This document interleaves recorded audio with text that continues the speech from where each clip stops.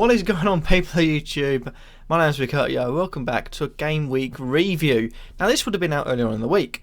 This would have been out yesterday. This would have been out yesterday.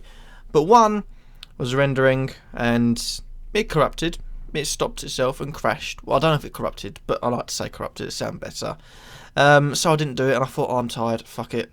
So I went to bed. And I don't even have the footage, so I'm re-recording it. But unfortunately, when I'm re-recording it at 2:30, the day's going to be uploaded because there's wind. And from where I am, the wind sounds really loud. It's right at the top of the house. So, yeah. But welcome to Game Week review. I'm sure you don't really care. It's here.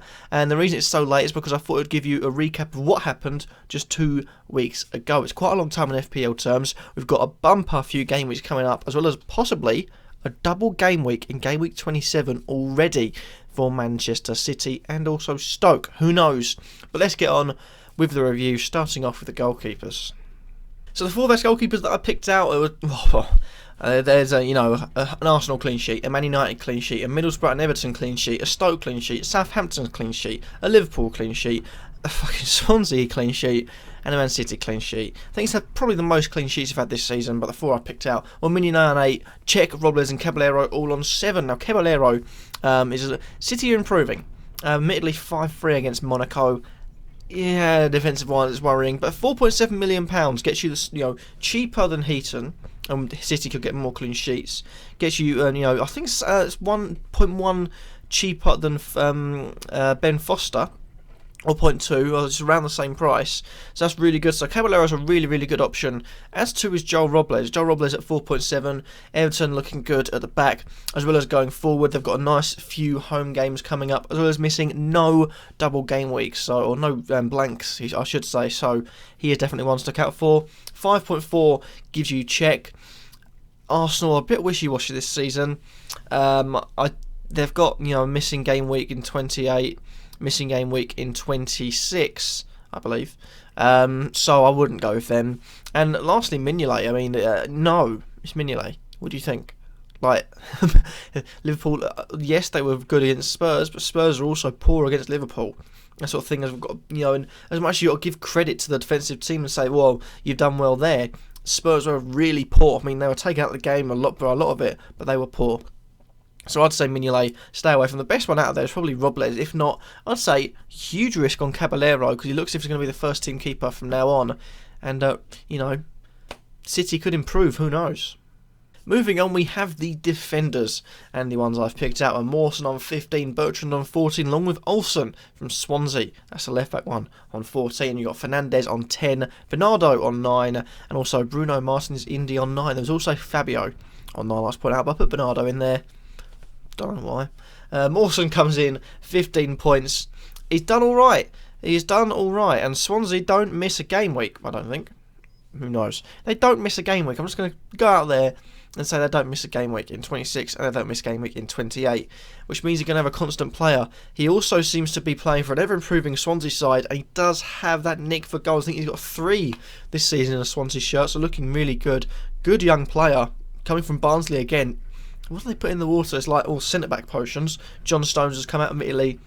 Yeah, but actually Mawson's come out and looked really, really good. So, £4.5 million. You haven't missed the boat yet on him. It was a bit cheaper before. I'd say he's really, really worth if you haven't got any defenders that you can play in 26 or 28, definitely 28. Mawson's definitely a good contender to get in. You also got Bertrand on 5.4. Southampton do miss game weeks in both. So I'd say stay away from them. But later on in the season, keep an eye on the Southampton defenders because they've got 2 double game weeks coming up. I don't think it'll be as early as Man City's one. That is because they will have fixture congestion later on in the season, possibly. But Bertrand, he's looking pretty good priced. Not for now, but for later. You also got Olsen and Fernandez. 3 Swansea defenders in the top 6. I wanted to not do it, but they've got the highest scores, so what can you do? Olsen, I'd say £4.5 million again. If Mawson does go up and you miss him, Olsen's definitely a good alternative. He's also a fullback, so if that means to be more defensive and more has to stay back a bit, Olsen's going to get forward, maybe get a few assists, maybe even a goal or 2. So he's definitely a good alternative. Fernandez at 4.2 if he continues playing. Cheap defender, 4.2, playing every week. What more do you need? You also got Bernardo, who's 4.3 on 9. Middlesbrough do worry me. I still think they're going to go down, so Stay away from them. And Bruno Martins Indy at 9. I think there are cheaper options at Stoke to go with. I think Eric Peters is still a bit cheaper, so I'd go with Eric Peters. Moving on to the midfield, where a lot of the big pointers were scored. A lot of the big pointsters. Not the big pointsters. The pointsters. I like that word. Mane is on 16. Very, very popular choice at the moment. Sanchez on 15. Lanzini on 13. Martial and Feghouli on 12. And Juan Mata on 11. Mane is getting all the plaudits. People shoving him into their team, thinking, Mane, he scored 2 goals at Liverpool. Get him back in your team. But if people are right in saying that, oh, now Liverpool, they've got Matip back, they have got Mane back. Once they get their full team playing, used to each other, they'll start scoring goals like earlier on in the season. The point scorers, I'm pretty sure they're in order of something like Firmino, Coutinho, Mane, and Mane costs the most. That's the only preservation. Other than that, he's going to score you points. It's just a big price to pay. I am most likely going to bring Firmino in, just for the simple reason I think Firmino, whenever you think, oh, he's down and out, he's not a point scorer, he comes up and brings you points. So if you can hear wind, I have no choice, I need to get this video out. So Mane definitely looks like a good option, but I feel like Firmino's better, but I wouldn't say Coutinho is the best. He might go and rock our socks in the next few game weeks, but stay away from Coutinho, especially there's no double game week for Liverpool. You also got Sanchez. People are transferring him out. If you've got him, I'm sticking to him because I know he can go down another 0.1 million before he goes down another million. So he's on 11.7 now. If he can go down to 11.6, he still doesn't go down in my trade price. So that's good for me. But I'd say get him out and then look to get him in later on because people are just going to be transferring him out a lot as it is. But if you feel like you can hold on to him and keep, sort of the price rather than going down the price you paid, maybe he'd be good to keep. Lanzini and Feghouli coming in for West Ham. Feghouli is an interesting one. Feghouli, I don't think he's a permanent starter for the entirety of the season. He's in good form, bring him in at your risk, but Lanzini is a more permanent starter, hence the price rise in him. Martial and Mata for Manchester United. They're rotated a bit, I think. I don't think Mata and Martial are going to get 100% start satisfaction. Yeah, more wording. But they both look good. If you're willing to fork out 9.2 for Martial, who's in and out of the team so much, and Mata, who's 7.2, is a decent price to be fair, do it at your own risk, but I wouldn't. The one I'd suggest most, obviously, is Mane, but Lanzini also, without missing any game weeks, looks really good too.